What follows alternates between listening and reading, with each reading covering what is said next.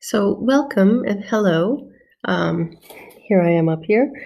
I'm going to record a little bit for you about the project for today and for your doodle pages for the next little while. So, every time you have class, I would like you to start off with these doodle pages.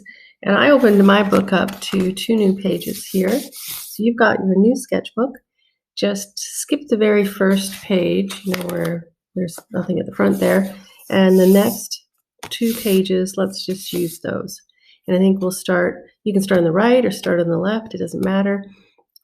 Maybe we just do one page, but maybe you'll work larger and you'll fill both pages. And so what I did today was on my walk outside. So I went outside for a little bit, take a little walk.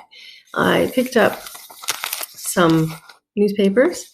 Now, you don't have to use a newspaper. You can just draw with a pencil or a color pencil or use stamps or use whatever you have at home. But I like to start with something. It helps me work out what my composition is going to be. And I just picked up a couple of these today and I sort of looked through them and tried to pick something that sort of struck me for the day. And I noticed this big picture here saying thank you to the helpers. So I thought maybe that's something that I'm going to doodle about today. So I'm going to pause right now. I'm going to rip out a little bit of this picture. I could rip out this word too, it's very big. I might just write that. But I'm going to take the masks from here because I think that's going to be my takeaway for today. So I'll pause here, and in a few minutes, I'll show you what I've sort of done with that. Okay, I'm back just a couple minutes later, maybe 5, 7 minutes. You might want to spend about 10, maybe a little bit more time on this first one because you're setting your page up. But I'm going to stop at about 5 minutes each day.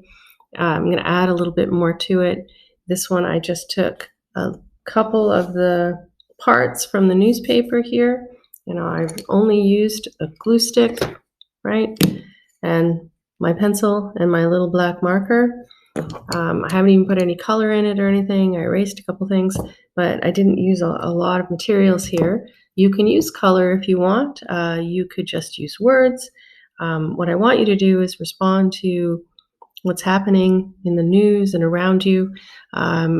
Maybe if you don't go outside, you're not going for a walk at all, or you can't get a newspaper, that's totally fine. You don't have to use a newspaper.